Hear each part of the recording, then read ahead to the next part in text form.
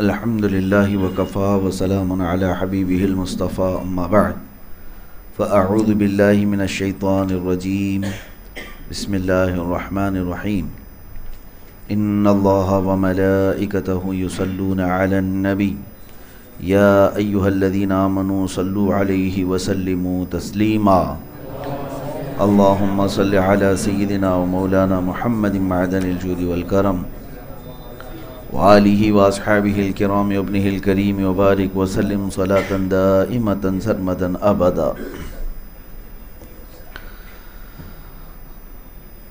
بسم اللہ الرحمن الرحیم. یا ایہا الذین آمنوا كونوا قوامین بالقسط شہداء للہ ولو علی انفسکم او الوالدین والاقربین ان یکن غنیا او فقیرا فاللہ اولا بہما فلا تتبعوا الهوى أن تعدلوا وإن تلووا أو تعرضوا فإن الله كان بما تعملون خبيرا. صدق اللہ مولانا العظیم. اے ایمان والو، انصاف پر خوب قائم ہو جاؤ. اللہ کے لیے گواہی دیتے، چاہے اس میں تمہارا اپنا نقصان ہو یا ماں باپ کا یا رشتہ داروں کا. جس پر گواہی دو وہ غنی ہو یا فقیر ہو، بہرحال اللہ کو اس کا سب سے زیادہ اختیار ہے. تو خواہش کے پیچھے نہ جاؤ کہ حق سے الگ پڑو، اور اگر تم ہیر پھیر کرو یا منہ پھیرو تو اللہ کو تمہارے کاموں کی خبر ہے. اس سے قبل کی آیت کریمہ جو میں نے تلاوت کی تھی، مسلسل 3 آیتیں تھیں، جس میں نے یہ عرض کیا تھا اللہ تعالیٰ نے ایک لفظ کو 3 مرتبہ بیان فرمایا ہے. للہ ما فی السماوات و ما فی الارض. جو کچھ ہے زمینوں میں اور آسمانوں میں وہ سب اللہ کا ہے. اس کے بعد آیت کریمہ میں ایک یہ بھی بات تھی، ان یشاء یذہبکم، اگر وہ چاہے، اللہ چاہے اے لوگو تو تمہیں لے جائے اور تم کو ختم کر دے. ویأتی بآخرین، اور دوسروں کو لے آئے گا.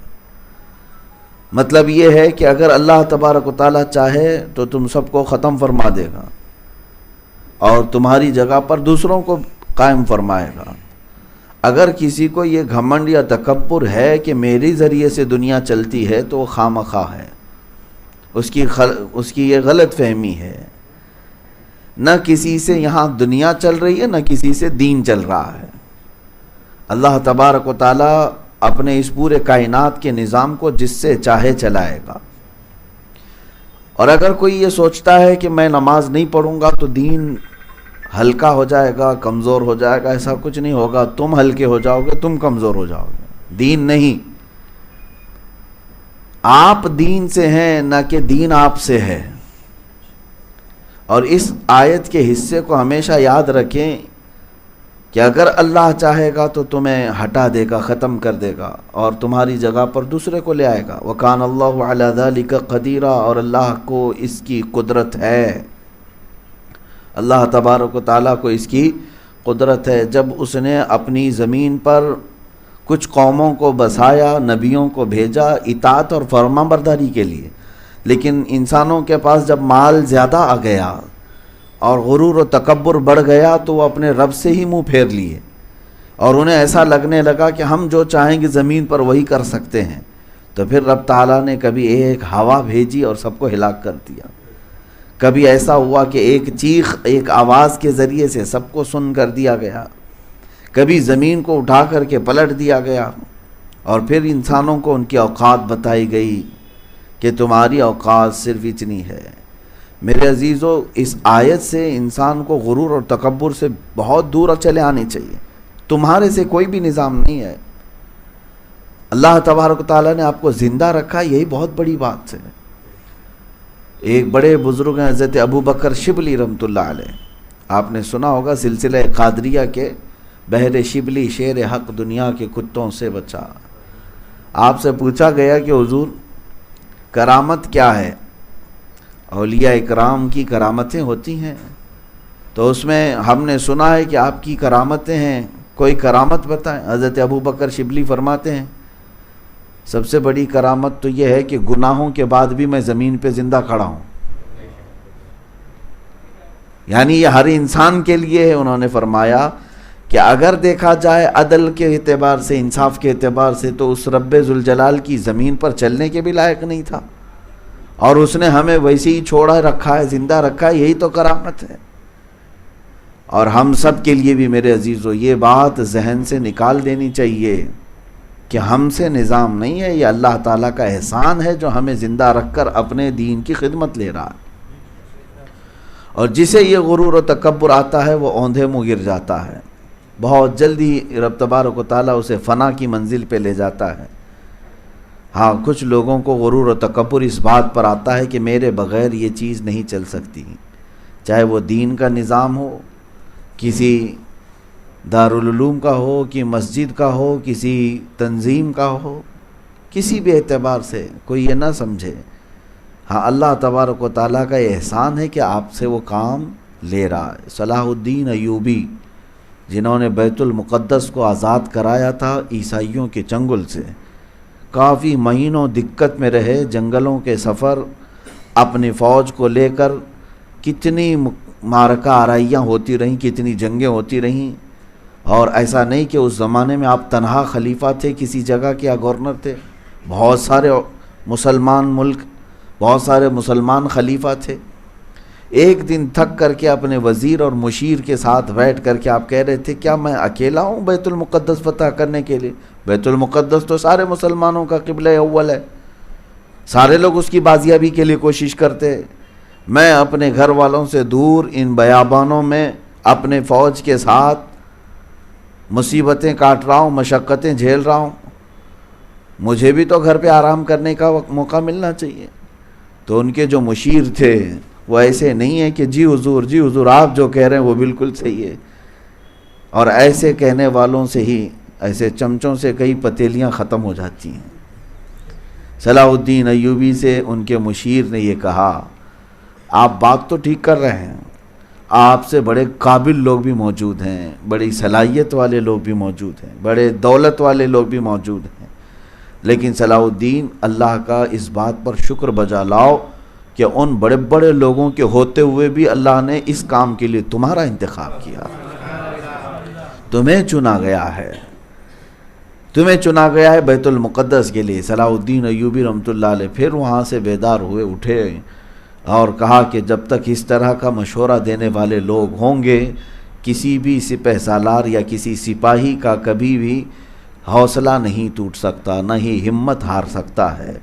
عزیزان گرامی وقار، بات میں یہاں پر یہ عرض کرنا چاہتا ہوں کہ ہمیشہ اس بات کو محسوس کریں کہ اللہ تعالیٰ کا احسان ہے، وہ جب تک چاہے آپ کو اپنے دین کی خدمت لے یا اس زمین پر رکھے، اور اگر وہ چاہے تو تم سب کو ہٹا دے گا، ختم فرمائے گا۔ بغداد کو ہم نے دیکھا ہے کہ مسلمانوں کے قبضے میں تھا، مسلمانوں کے زیر نگین تھا، لیکن کبھی کبھار بدعملیاں بڑھ گئیں یا پھر جو بھی حالات ہوئے، دیکھا گیا کہ قتل عام ہوا سارے مسلمانوں کا، سارے لوگ ختم کر دیے گئے، اور پورا کا پورا نظام ختم ہوا، تتاریوں کے ہاتھ میں آیا۔ لیکن اللہ تبارک و تعالیٰ نے انہی تتاریوں میں ایمان کی دولت بھی داخل فرمایا، جس کو اقبال نے کہا نا، حرم کو مل گئے پاسباں صنم خانے سے۔ کبھی اللہ تعالیٰ چاہے تو وہاں سے کسی کو اٹھائے گا اپنے دین کی خدمت کے لیے، یہ بات بعید نہیں ہے۔ کفار و مشرکین کے نرغے سے بھی کوئی اٹھے گا بیت اللہ کی حمایت کے لیے اور اس کی حفاظت کے لیے۔ اب اس آیت کریمہ کے بعد جو آج میں نے تلاوت کی ہے اس آیت پر ہم آتے ہیں۔ اللہ تعالیٰ نے یہاں پر ایک تنبیہ فرمائی مومنین کے لیے، وہ کیا ہے؟ ہم سب کی زندگی میں اس چیز کا ہونا بہت ضروری۔ اللہ تعالیٰ فرماتا ہے انصاف پر خوب قائم ہو جاؤ، عدل کرو اپنی زندگی میں، کونوا قوامین بالقسط، عدل پر پورے کے پورے قائم ہو جاؤ۔ مسلمان کا مطلب ہے کہ وہ عدل و انصاف کو لے کر رہے۔ کس چیز میں انصاف کرے؟ زندگی کے ہر پہلو میں وہ انصاف کرے۔ صرف انصاف کا مطلب لوگ یہ سمجھتے ہیں کورٹ کچہری میں انصاف کرنا ہے، بلکہ انصاف تمہارے پل پل میں ہے۔ تم اگر اپنی زندگی میں اکیلے بھی ہو تو تم کو بھی حکم ہے کہ انصاف کرو۔ کس طرح سے؟ آپ کو میں انصاف کی باریکیاں بھی اگر بتاؤں کہ صحابہ کو حضور کیسی تنبیہ فرماتے۔ حضرت سلمان فارسی رضی اللہ تعالیٰ عنہ نماز کے لیے کھڑے ہو جاتے تو رات رات کھڑے ہو جاتے تھے۔ ان کی عورت نے شکایت کی کہ یہ پوری رات کھڑے ہو جاتے ہیں اور کبھی میرے پاس آتے ہی نہیں ہیں، عبادت میں اس طرح سے مشغول ہو جاتے ہیں۔ اللہ کے نبی صلی اللہ تعالیٰ علیہ وسلم نے انہیں بلایا اور پھر تنبیہ فرمائی، اے سلمان، تمہارے اوپر اللہ تعالیٰ نے کئی حقوق رکھے ہیں، تمہارے جسم کا بھی تم پر حق ہے، تمہاری بیوی کا بھی تم پر حق ہے، اور اللہ کا بھی حق ہے، لہٰذا ہر ایک کے حق میں انصاف کرو۔ جتنا رب تبارک و تعالیٰ کی بارگاہ میں کھڑا ہونا ہے، ایسا نہیں کہ بندوں کے حقوق تلف کر کے تم اللہ کی عبادت میں لگ جاؤ۔ جو تمہارے ماتحت ہیں ان کے حقوق پورے کرو، پھر اللہ رب العزت کی بھی بارگاہ میں حاضر ہو جاؤ۔ اب یہاں پر ایک بات پتہ چلتی ہے کہ جسم کا بھی حق ہے تمہارے اوپر، اور جس نے جسم کے ساتھ انصاف نہیں کیا وہ ظالم ہو گیا۔ کیسے؟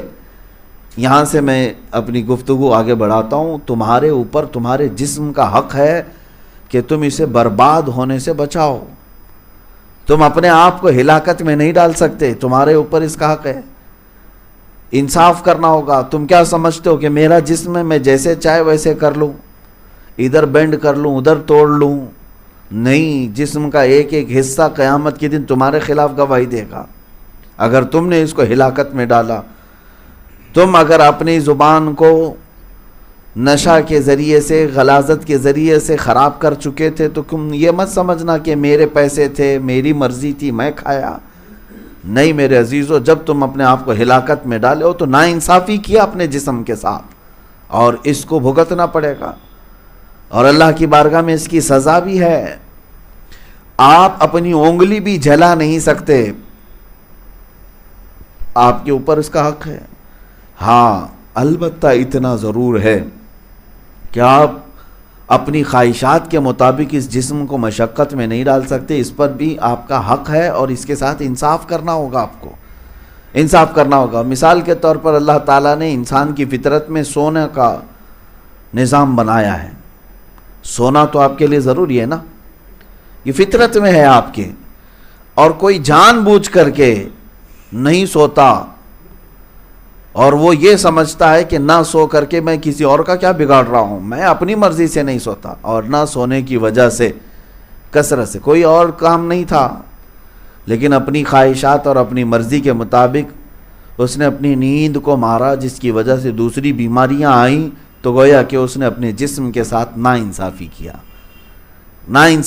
یہی ہے عدل، جو ہے ہر چیز میں تمہارے ہونا ضروری ہے۔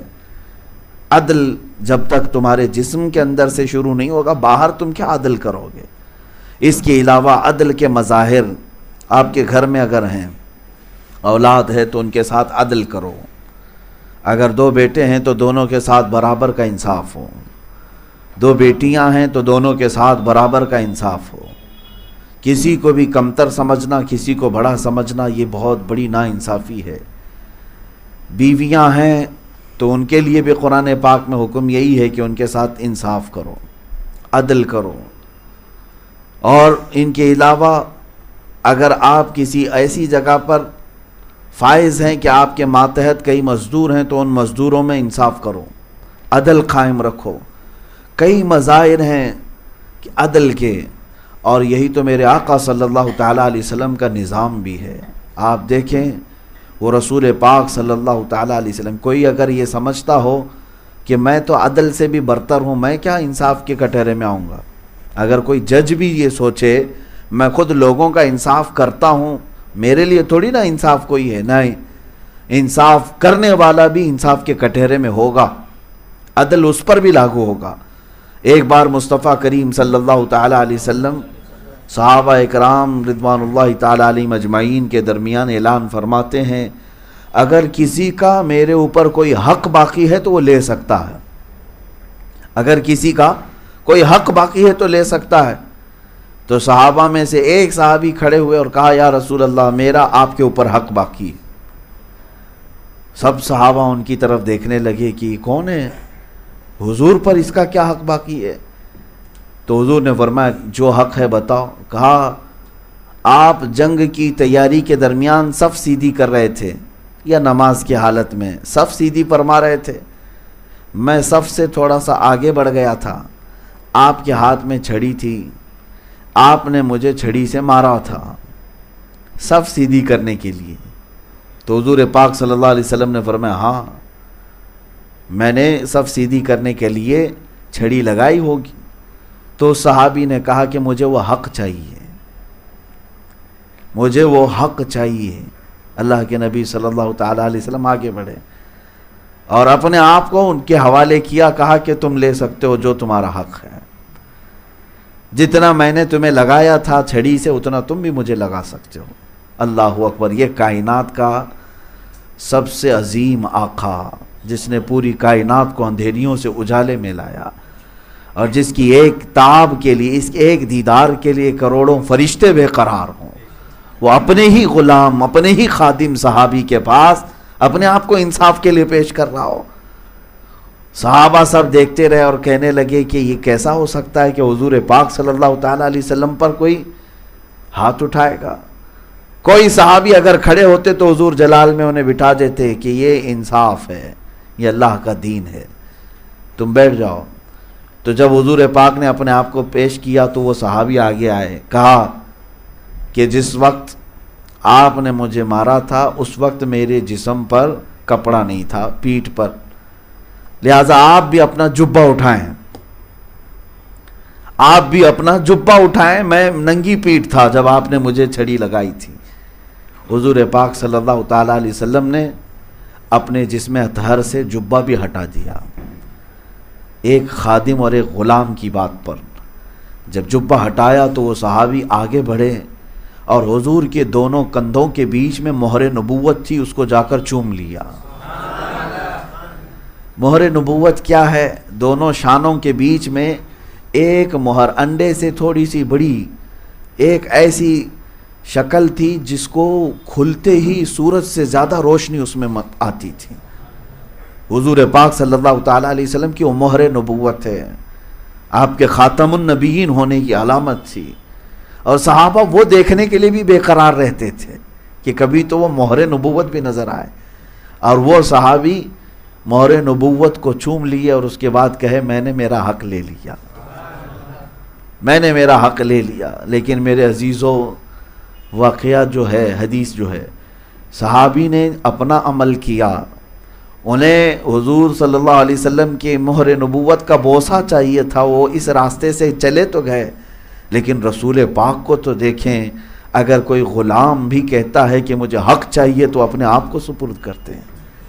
ہے کوئی دنیا میں اس نظام کو پیش کر کے دکھائے کہ رسول پاک صلی اللہ تعالیٰ علیہ وسلم نے جس عدل کو قائم کیا تھا، ہے کوئی آج دنیا کا لیڈر جو اپنے آپ کو انصاف کے کٹہرے میں کھڑا کر سکے؟ یہاں تو ظالموں کی دنیا ہے، یہاں خون پینے والوں کی دنیا ہے، اور کرسی پہ بیٹھنے والے اپنے آپ کو انصاف سے بالا تر سمجھتے ہیں۔ ان کا تو خیال یہ ہے کہ سارے کورٹ اور کچہری کے قانون ان پر نہیں نافذ ہوتے، وہ تو غریبوں پر ہوتے ہیں۔ آج یہی تو چل رہا ہے، سارے جتنے بھی قانون ہیں، لا ہیں، وہ غریبوں پر نافذ ہوتے ہیں، سیٹھوں پر نہیں ہوتے، امیروں پر نہیں ہوتے، نیتاؤں پر نہیں ہوتے۔ نیتا کے لیے دیکھیں، سارے وہ سگنل بھی توڑتا ہوا چلا جائے، اس کے لیے کوئی چالان نہیں ہے۔ نیتا جی ہیں، ان کے لیے تھوڑی نہ قانون بنا ہے، سمویدھان ان کے لیے تھوڑی نہ ہے۔ یہ لا کی کتاب صرف غریبوں کو دکھانے کے لیے ہے۔ وہ 2 نمبر کا کاروبار کرتے رہے، کوئی ریڈ نہیں پڑے گی، چلتے رہیں گے۔ ہاں، کرسی سے اتر گئے تو ساری ریڈ پڑے گی، کرسی سے ہٹ گئے تو ڈپارٹمنٹ کی بھی اور اللہ کی طرف سے بھی، فرشتوں کی بھی پڑتی ہے۔ یہ دنیا کا نظام ہم نے دیکھا ہے میرے عزیزو، اور یہی کی بات نہیں کر رہا ہوں، جو بنام مسلمان ملک ہیں آج، ان کا بھی حال یہی ہے۔ آج چاہے وہ سعودی ہو، امارات ہو، یا پھر کویت، بحرین، یہ سب ممالک بظاہر ہاتھی کے دانت ہیں، جو جبے کبے میں مسلمان نظر آتے ہیں، لیکن انہوں نے انصاف کا خون کیا ہوا ہے۔ عدل نام کی کوئی چیز نہیں ہے۔ ان کے شہزادے، ان کے گھروں میں پلنے والے عیاش، ان کے بیٹے نہ جانے کتنی عورتوں کی عزت لوٹ لیں، پھر بھی ان کے لیے قانون نہیں ہے۔ ہاں، اگر وہی کوئی غریب سے یہ سرزد ہو جائے تو صرف موت کی بھی سزا ہے، وہ موت کے کٹہرے تک بھی جا سکتا ہے۔ تو دنیا میں نظام مصطفیٰ صلی اللہ تعالیٰ علیہ وسلم کی مثال کوئی نہیں لا سکتا۔ حضور اکرم صلی اللہ تعالیٰ علیہ وسلم کے زمانے میں ایک خاتون چوری میں پکڑی گئی، ایک خاتون، بنو مخزوم قبیلے کی ایک خاتون پکڑی گئی۔ قرآن کا فرمان تھا والسارق والسارقۃ فاقطعوا ایدیہما جزاء بما کسبا نکالا من اللہ، چور ہو یا چورنی ہو، جب پکڑے جائیں تو ان کا ہاتھ کاٹا جائے گا، یہ اللہ تعالیٰ کی طرف سے سزا ہے۔ اب چوری کی مقدار ہے، کتنی چوری کیا ہو اور پہلے کون سا ہاتھ کاٹا، یہ سب قضا سے متعلق قوانین ہیں۔ آپ نے صرف اتنا ہی سنا ہوگا کہ ہاتھ کاٹا جائے گا، اس کے بہت سارے پروسیس ہیں، ثابت ہونا چاہیے، گواہ ہونا چاہیے، اور پھر اس چور نے کتنی مقدار میں چوری کیا اور کون سی چیز کی چوری کیا، بڑے مسائل ہیں۔ لیکن میں جو بات عرض کر رہا ہوں، اس خاتون کو جب چوری میں پکڑا گیا، پیش کیا گیا بارگاہ رسالت معاب میں، اب صحابہ کرام میں ایک بات یہ چلی کہ صحابہ کہنے لگی یہ جو خاندان ہے بنو مخزوم ابھی ابھی اسلام میں آئے ہیں، ابھی ابھی ایمان لائے ہوئے ہیں، اور انہی کے خاندان کی لڑکی اب چوری میں پکڑی گئی، ہاتھ کاٹیں گے تو پورا قبیلہ برگشتہ ہو سکتا ہے، اسلام سے دور ہو سکتا ہے، لہٰذا کچھ تو ان کی سفارش ہونی چاہیے۔ اور صحابہ اس معاملے میں ڈر رہے تھے، کس سے بات کریں، کون بات کرنے کے لیے جائے گا۔ حضرت اسامہ بن زید بڑے لاڈلے تھے حضور کے، حضور پاک صلی اللہ علیہ وسلم کے گھر میں آنا جانا اچھا خاصا تھا، کیونکہ حضور کے غلام زادے تھے۔ حضور پاک صلی اللہ تعالیٰ علیہ وسلم کے بیٹے حضرت زید منہ بولے بیٹے تھے، ان کے بیٹے حضرت اسامہ بچپن سے حضور کے گھر میں آنا جانا، ازواج مطہرات کے سارے گھروں میں ان کا آنا جانا تھا، چھوٹی عمر کے تھے۔ تو سارے صحابہ نے حضرت اسامہ کو تیار کیا کہ جاؤ حضور سے یہ بات کہو کہ یہ جو خاندان کی لڑکی پکڑی گئی ہے اس کے ساتھ تھوڑا سا رعایت کی جائے، اسے چھوٹ دی جائے، یا پھر جو سزائے الہی ہے اس میں تھوڑا سا کمی کر دی جائے۔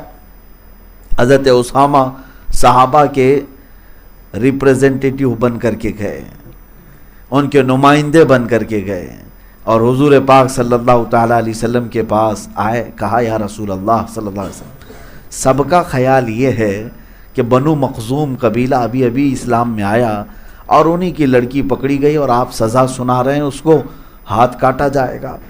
حضور پاک صلی اللہ تعالیٰ علیہ وسلم نے حضرت اسامہ سے کہا یہ بات کس نے کہا تم سے؟ وہ ڈر گئے، کہا سارے صحابہ کا اس طرح خیال تھا۔ اللہ کے نبی صلی اللہ تعالیٰ علیہ وسلم جلال میں اپنے حجرے سے باہر آئے، سیدھے ممبر پر کھڑے ہو گئے، اور اللہ کے رسول صلی اللہ علیہ وسلم نے اس وقت جو خطبہ دیا، حضرت اسامہ کو بھی زجر کرتے ہوئے فرمایا کیا تو اللہ کے حدود میں سے کسی حد میں سفارش کرنے آیا میرے پاس، اللہ کے حدود میں؟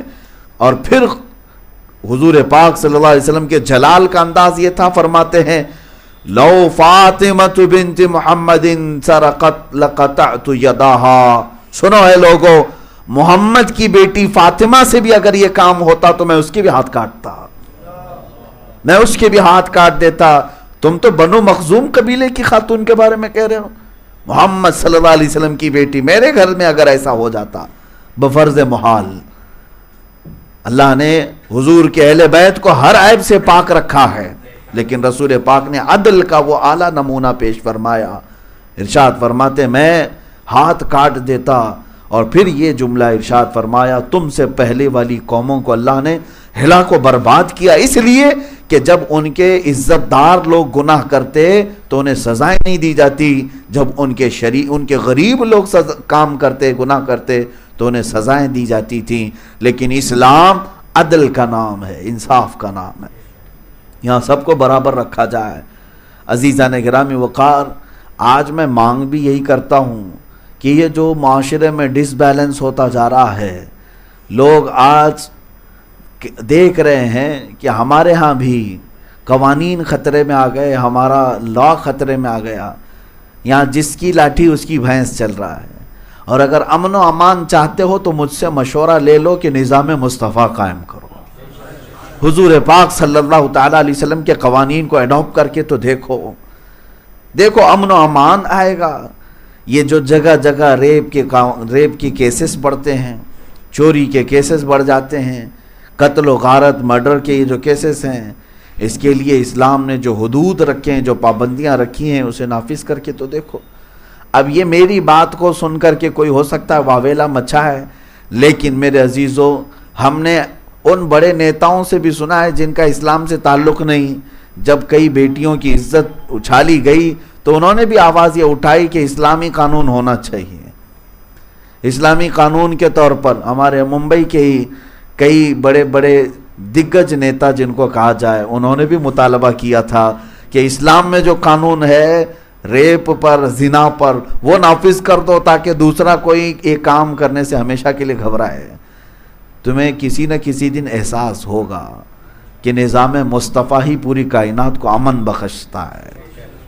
عزیزان گرامی وقار، عدل اور انصاف کے ترازو کو اگر کہیں مثالوں میں دیکھنا ہو تو اسلام کے دائرے میں دیکھو۔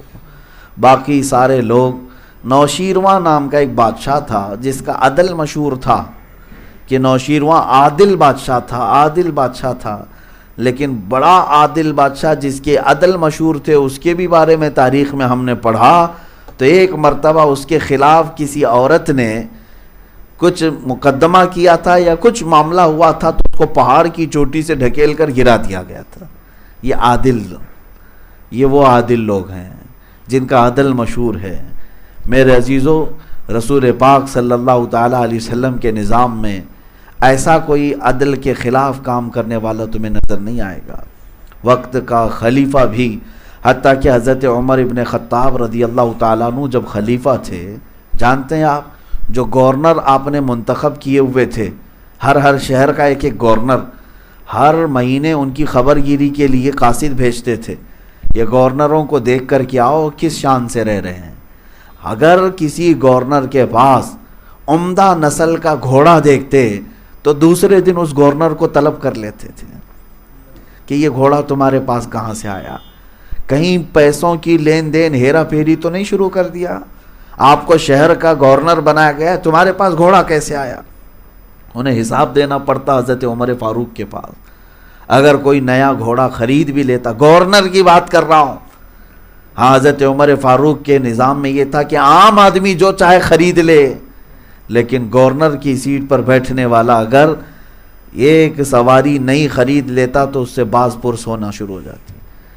یہاں تک کہ اگر کوئی قیمتی لباس پہنتا تو حضرت عمر اسے طلب کرتے اور دوسرے گورنر کو وہاں بھیج دیتے، آؤ تم مسجد نبوی میں بیٹھو، اعتکاف میں بیٹھو، اب تمہارا کام عبادت کا ہے۔ گورنری ان سے ختم کر دی جاتی۔ اب یہاں سے ایک بات میں یہ بھی بتا دوں، حضرت خالد بن ولید، کون نہیں جانتا سیف اللہ کو، زندگی میں 125 جنگیں لڑیں اور ہر جنگ میں اللہ نے انہیں فتح عطا فرمایا۔ لیکن جانتے ہیں حضرت عمر فاروق رضی اللہ تعالیٰ عنہ کا زمانہ آیا، حضرت خالد کب سے لڑ رہے ہیں؟ حضور کے زمانے سے، حضرت ابو بکر کے زمانے میں، حضرت عمر کے زمانے میں بھی جنگوں میں شرکت کرتے رہے، لیکن سپہ سالار آپ ہی رہتے تھے، اکثر جنگوں کا سپہ سالار آپ کو رکھا جاتا تھا۔ حضرت عمر آئے تو حضرت خالد بن ولید کو ان کے عہدے سے معزول کر دیا۔ لوگوں کو ایسا لگتا ہے کسی کو عہدے سے ہٹا دینا یہ عیب کی بات ہے۔ حضرت عمر، اور وہ بھی کس کو معزول کر رہے ہیں؟ خالد بن ولید کو، جن کو خود رسول اللہ نے سیف اللہ کہا ہے۔ اور حضرت خالد نے کوئی اعتراض نہیں کیا کہ مجھے کیوں ہٹایا گیا، مجھ سے بڑا کوئی جنگجو ہے، مجھ سے بڑا کوئی سپہ سالار ہے۔ ہٹ گئے، اپنے گھر پر آرام فرمانے لگے۔ حضرت عمر ابن خطاب رضی اللہ تعالیٰ عنہ کے پاس کئی لوگ آئے، امیر المومنین، دیکھیں اسلام کا کیسا نظام ہے۔ کہا کہ آپ کو ان سے کیا مطلب تھا؟ وہ جس جنگ میں جاتے ہیں فتح ان کے قدم چومتی ہے، کامیابی ان کے قدم چومتی ہے اور فتح کا جھنڈا گاڑ کر آتے ہیں، آپ نے انہیں معزول کر دیا۔ سنیں سیدنا عمر ابن خطاب کیا فرماتے ہیں، اللہ ہو، ایمان ہو تو ایسا ہو، فرماتے ہیں خالد بن ولید کی ساری صلاحیتیں اپنی جگہ پر، ان کی قیادت، ان کی سپہ سالاری اپنی جگہ پر، میں نے معزول اس لیے کیا کہ دنیا کو یہ پتہ چلے کہ ہم جو فتح حاصل کرتے ہیں وہ خالد کی وجہ سے نہیں، اللہ کی وجہ سے۔ ہاں، کوئی ذہن میں یہ بات نہ رکھ لے کہ خالد بن ولید ہے اس لیے ہی فتح ہوتا ہے۔ ہم دنیا کو یہ بتانا چاہتے ہیں ہم اللہ کے بندے ہیں اور محمد عربی کے غلام ہیں۔ ابھی جو بات میں نے تھوڑی دیر پہلے کہا کہ دین کسی سے نہیں ہے کہ اس کے بغیر دین نہیں چلے گا، ایسا نہیں ہے۔ بہرحال یہ عدل کے بہت سارے نمونے ہیں، خلفائے راشدین کی زندگی میں آپ دیکھیں، صحابہ کی زندگی میں آپ دیکھیں، تابعین، اولیاء کاملین کی زندگیاں ہیں۔ اب میں خلاصتاً اس بات کو یہ کہتا ہوں، اللہ تعالیٰ نے فرمایا کہ تم خوب انصاف پر قائم ہو جاؤ چاہے تمہارا نقصان ہو، وَلَوْ عَلَىٰ أَنفُسِكُمْ، اللہ فرماتا اگرچہ تمہارا اپنا جانی نقصان بھی ہو جائے، اَوِ الْوَالِدَيْنِ وَالْأَقْرَبِينَ، یا تمہارے والدین کا نقصان ہو رہا ہے یا رشتہ داروں کا نقصان ہو رہا ہے، لیکن انصاف کو نہیں چھوڑنا۔ یہ کس بات پر آ رہا ہے؟ گواہی دینے کے لیے، اللہ کے لیے گواہی دیتے ہوئے انصاف پر قائم ہو جاؤ۔ اللہ کے لیے گواہی دینا کیا ہے؟ تم لا الہ الا اللہ محمد الرسول اللہ پڑھتے ہو، یہ انصاف ہے۔ اور جب تم اس گواہی پر کھڑے ہو جاؤ گے، ہو سکتا ہے تمہارا نقصان ہو، تمہیں گھر سے باہر کر دیا جائے گا، ہو سکتا ہے تمہارے والدین کا نقصان ہو یا رشتہ داروں کا، لیکن اللہ فرماتا ہے تم اس پر خوب قائم ہو جاؤ، یہ سارے نقصانوں کی تلافی ہو جائے گی، بھرپائی ہو جائے گی۔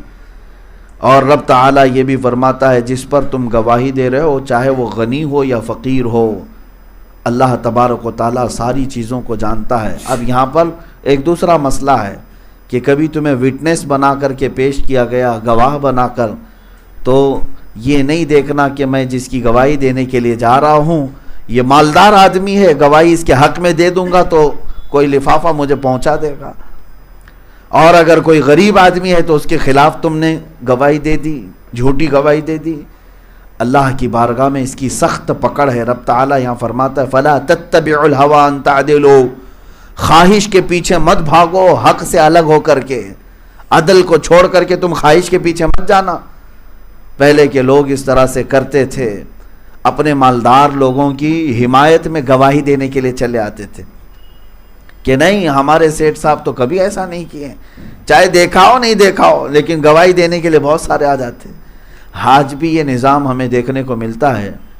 میں پورا یقین اور جزم کے ساتھ نہیں کہتا، لیکن سنی ہوئی بات ہے کہ کورٹ کے باہر ایسے بہت سارے گواہ بکتے بھی ہیں، خریدے بھی جاتے ہیں ان کو، اور ضمانت کے پیپر بھی لے کر کے بیٹھے، ان کا اور کوئی بزنس نہیں ہوتا، کوئی دھندا نہیں ہوتا، یہی کام رہتا ہے۔ تو پولیس کے پاس بھی ایسے کچھ گواہ رہتے ہیں۔ ہمارے ساتھ خود ایک معاملہ پیش آیا، میں آپ کو بتا رہا ہوں۔ کورٹ میں، عدالت میں موجود یہاں کے نظام کے اعتبار سے میں آپ کو بتا رہا ہوں، ایک بوڑھے میاں کو، وہ شاید عمر کے 60-65 سال کی عمر کا ہوگا، اور دماغی توازن پتہ نہیں، چڑ تھا، کورٹ میں آیا ہوا تھا، اور پیشی تھی وہاں پر، پیشی وہاں پر موجود تھی، تو آیا بیچارہ بڑی تیاری کے ساتھ، صبح کے وقت آیا۔ وہاں پر کورٹ میں 6 لوگ کھڑے ہوئے تھے اور ان کا مقدمہ چل رہا تھا، اور ان کے مقدمے کے ٹائم پر جو ایویڈنس چلتے ہیں، یہ گواہ بلائے جاتے ہیں، میں اس کا عینی شاہد ہوں، آپ کو بتا رہا ہوں۔ جج نے گواہ کو پیش کرنے کا حکم دیا، پولیس یہ بوڑھے میاں کو، چاچا کو لے کر کے آئی، یہ کٹہرے میں آئے۔ وہاں کیس کیا چل رہا تھا میں آپ کو بتاؤں۔ وہ جو 6 لوگ تھے جن کو کورٹ میں رکھا گیا تھا، وہاں کھڑا کیا گیا تھا، ان کا مسئلہ کسی پراپرٹی کا چل رہا تھا کہ ان لوگوں نے زبردستی کسی کی پراپرٹی قبضہ کی ہوئی ہے، اس پر گواہ بن کر چاچا آئے ہوئے تھے۔ تو یہ چاچا جب کھڑے ہوئے تو جج نے پوچھا کہ آپ ان کو پہچانتے ہو؟ تو جاتے ساتھ وہ بھڑک گئے اور کہا کہ یہ 6 لوگوں نے نہیں مارا ہے مجھ کو، انہوں نے نہیں مارا ہے مجھ کو، مجھے تو میرا بیٹا اور اس کا دوست مل کر کے مارے تھے۔ بار بار یہی جملہ دہرا رہے ہیں۔ تو جج نے پوچھا کہ آپ کا مسئلہ کیا ہے؟ ہم یہ پوچھ رہے ہیں کہ یہ 6 لوگ جو زمین پر قبضہ کیے ہوئے ہیں آپ ان کو جانتے ہیں؟ کہا نہیں، انہوں نے نہیں مارا مجھ کو۔ مسئلہ یہ تھا، میں آپ کو بتاؤں، اس بوڑھے کا بیٹا اور اس کا دوست دونوں مل کر کے باپ کے ساتھ بدتمیزی کی ہے، مار پیٹ بھی ہوئی، اس دن یہ کمپلینٹ کرنے کے لیے پولیس اسٹیشن گئے چاچا، اور وہ 6 لوگ کسی زمین کے معاملے میں وہاں پر لڑ رہے تھے، ان کو بھی پولیس اریسٹ کر کے لائی ہوئی تھی، تو ان کے معاملے میں چاچا کو گواہ بنا کر کورٹ میں پیش کیا گیا۔ یہ معاملہ میرے سامنے کا ہے، اس کا ٹیکہ لے جاؤ، اس کو بھیڑا دو، اس کا ٹیکہ لاؤ، اس کو بھیڑا دو، اور اس کے بعد پولیس شرمندہ بھی ہے۔ بعد میں جج نے پھٹکار بھی لگائی کہ میاں اس کا مسئلہ کیا ہے؟ تب پھر اس نے کہا کہ میری تو کمپلینٹ لی ہی نہیں گئی ہے، مجھے پتہ نہیں کسی اور کا یہاں پر گواہ بنا کر کے پیش کیا جا رہا ہے، میرا اپنا جو مدعا تھا، میری کمپلینٹ تو لکھو کہ میرے بیٹے نے مجھے مارا تھا، میرے بیٹے کے دوست نے مجھے مارا تھا۔ میرے عزیزو، یہاں پر یہ معاملات چلتے ہیں کہ راہ چلتا ہوا آدمی بھی ان کے ہتھے چڑھ جائے تو گواہ بن جاتا ہے۔ اسی وجہ سے نظام درہم برہم ہوتا ہے، اور پھر اگر ہم کچھ بات کہیں تو انہیں برا بھی لگتا ہے، اور پھر واٹس ایپ کے پیچھے بھی، اسٹیٹس کے پیچھے بھی لگ جائیں کہ آپ سخت بات کرتے ہو، اس سے جو ہے نظام درہم برہم ہوتا ہے، ہمارے بولنے سے نظام برہم ہوتا ہے، اور تم 100 چوہے کھا کر بیٹھے ہوئے ہو۔ یہ تو ساری دنیا دیکھ رہی ہے۔ عزیزان گرامی وقار، انصاف کا خون جو ہوتا ہے اس کی ایک مثال یہ بھی میں عرض کروں۔ تریپورہ میں آج تشدد ہوا، سب کو پتہ ہے، وہاں مسجدیں میں آگ لگائی گئی، بہت سارے لوگوں کو مارا گیا، ظلماً مارا گیا۔ ابھی 8 دن پہلے تو پولیس والے آ کر کے بیان دے رہے تھے ایسا کچھ بھی نہیں ہوا، یہاں پہ ایسا کچھ بھی نہیں ہوا۔ ہم بھی خاموش رہے، کیونکہ ہم واٹس ایپ کی یونیورسٹی پر بھروسہ نہیں کرتے کہ اس میں آنے والی خبریں ادھر کی ادھر لگا کر کے پیش کر دی جاتی ہیں۔ میں نے کچھ لوگوں کو منع بھی کیا، جب تک آتھینٹک خبر نہ ملے کوئی بھی ایکشن مت لینا، کہ جب تک آپ کو حقیقی خبر وہاں کی نہ مل جائے کہ حقیقت میں ہوا کیا ہے۔ پولیس نے جب آ کر کے سامنے بڑے ذمہ دار ادھیکاری نے بیان دیا کہ نہیں ایسا کچھ نہیں ہوا، واٹس ایپ والے پھیلا رہے ہیں، میں بھی خاموش تھا۔ پھر ابھی ایک ڈیلیگیشن جانا شروع ہو گئے، جو ہیومن رائٹس کی تنظیمیں ہیں، NGOs ہیں یا علماء ہیں، یہ خود تریپورہ جانا شروع کر دیے کہ جا کر کے دیکھتے ہیں۔ ہم بھی اسی انتظار میں تھے۔ اب 1-2 تنظیمیں وہاں خود جا کر کے دیکھیں تو کئی مسجدیں حقیقت میں جلی ہوئی تھیں، آگ لگی ہوئی تھی، وہاں پر راکھ کا ڈھیر تھا۔ تو پھر آخر یہ کون لگایا تھا؟ آپ تو کہہ رہے تھے یہاں ایسا کچھ بھی نہیں ہوا۔ UN کے بڑے ذمہ دار ادارے تک یہ بات پہنچ گئی۔ ہاں، امریکی ایک ادارہ ہے جو مذہبی تشدد کے خلاف پوری دنیا میں کام کرتا ہے، انہوں نے ایک رپورٹ یہ پیش کی کہ تریپورہ میں ظلماً تشدد کیا گیا مسلمانوں کی مساجد کے ساتھ۔ وہاں سے رپورٹ آنے لگی۔ اب یہ باہر آ کر کے کہنے لگے ہاں ہوا تو ہے، لیکن ہمارے علاقے کے لیے نہیں، باہر کے لوگ آ کر کے گئے۔ ابھی تو آپ کہہ رہے تھے کہ کوئی چور ہے ہی نہیں، وہ تو لومڑی ہے۔ تھوڑے دنوں کے بعد کہنے لگے کہ نہیں ہاں چوری تو ہوئی ہے، لیکن وہ ہمارے ہاں سے نہیں، باہر سے آ کر کے کی۔ اب میں آپ کو بتاؤں، ریلی نکال کر پرتشدد نعرے لگانے والے ایک طرف، مسجدوں کو آگ لگانے والے ایک طرف، مار پیٹ کرنے والے، خونہ خونی کرنے والے ایک طرف، لیکن ان غریب مظلوموں کی درد فریاد رسی کے لیے جو گئے، 2 دن کی بات کہہ رہا ہوں، دلی سے علماء کا ایک ڈیلیگیشن گیا تریپورہ میں، جس میں ہمارے عزیز علماء بھی موجود ہیں۔ وہاں جب جا کر کے وہ حالات معلوم کر رہے تھے تو پولیس آ کر کے ان کو اریسٹ کر کے لے گئی اور ان پر UAPA کا قانون لگا کر اندر ڈال دیا۔ یہ کوئی عام لوگ نہیں تھے، تحریک فروغ اسلام ایک ذمہ دار تحریک پورے ہندوستان بھر میں کام کر رہی ہے، اس کے صدر اور دوسرے علماء وہاں پر پہنچے تو بغیر کسی جرم کے پولیس نے 3 دن، اب تیسرا دن ہے، انہیں اندر رکھا ہوا ہے۔ مجھے ایڈوکیٹس کے ذریعے سے یہ سننے میں آیا کہ ان پر سخت دھارا لگائی گئی۔ پہلے تو وہ لوگ مجھ سے رابطے میں تھے، بتا رہے تھے کہ ہم کو یہ کہہ کر کے لے جایا گیا کہ آپ کی سیکورٹی کو خطرہ ہے، آپ آئے ہمارے ساتھ، SP صاحب بات کریں گے۔ وہاں لے جا کر کے میٹنگ کرتے کرتے ان کو نوٹس پکڑائی، آپ کے اوپر ایک دھارا لگتی ہے کہ آپ نے یہاں فساد مچانے کا کام کیا ہے. یہ ہے عدل. کسی غریب کے گھر خیریت پوچھنے جائیں تو آپ فسادی ہو گئے، آپ وہاں کا ماحول خراب کرنے والے ہو گئے. اور جن لوگوں کو تم نے بلا کر ریلیاں کی اور ان کے پیچھے جے جے کے نعرے لگاتے رہے، ان میں سے کتنوں کو گرفتار کیا؟ یہ عدل ہے، یہ انصاف ہے، جس کو آج دنیا تھو تھو کر رہی ہے ان تمام معاملات کو. عزیزان گرامی وقار، یہ چہرہ کب تک چھپا رہے گا؟ اس کو واضح تو کرنا پڑے گا. ان علماء کا کیا قصور ہے مجھے بتائیں؟ وہ دلی کی سرزمین سے چل کر، ان میں سے کسی نے نعرہ لگایا؟ کسی نے جا کر کے وہاں کے مسلمانوں کو بھڑکایا کہ آؤ باہر سڑکوں پر آؤ؟ یہ تو خیریت معلوم کرنے گئے تھے. بس مسئلہ یہ ہے کہ یہ یہاں کے حالات دیکھ کر کے آئیں گے تو ہمارا اصلی چہرہ دنیا کو بتائیں گے.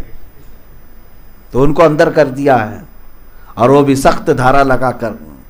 اسی لیے کافی دن پہلے سے میں یہ چیختا رہا، چلاتا رہا، سارا کچھ تو تمہارا ہی ہے. تخت بھی تمہارا، حکومت بھی تمہاری، پولیس بھی تمہاری، سب کچھ تم نے اپنا لیا ہے. اور اب کون سے عدل کی بات ہم ان کے ساتھ کریں گے؟ عزیزان گرامی وقار، یہاں دل درد کرتا ہے کہ انصاف کا خون کرتے کرتے یہ اس منزل کو پہنچ گئے کہ اب یہاں پر نام کی ڈیموکریسی رہ گئی اور اصل میں ڈکٹیٹرشپ قائم ہو گئی.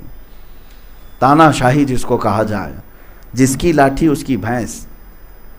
اس نظام کے خلاف آواز اٹھانے کی ضرورت ہے. اور آج چند علماء اگر گرفتار ہوئے ہیں، سارے علماء اگر یہ سمجھ رہے ہیں کہ ان کے ساتھ ہوا ہے نا، ہمارے ساتھ کیا ہوا، انتظار کرو تمہاری بھی باری آئے گی، باری آئے گی. اس لیے بیداری کے لیے میں بار بار بولتا ہوں کہ اس ظلم کے خلاف آواز اٹھانے کی ضرورت ہے. انشاءاللہ العزیز وقت کے آتے ہی ہمارے اکابر اور ہمارے مشائخ جو فیصلہ لیں گے، ہم انشاءاللہ ان کے فیصلوں کے ساتھ حاضر رہیں گے. ہم تائید بھی کریں گے کہ ہم انصاف کے لیے لڑیں گے، ظلم کے خلاف آواز اٹھائیں گے. قرآن کی وہی تفسیر میں کر رہا ہوں.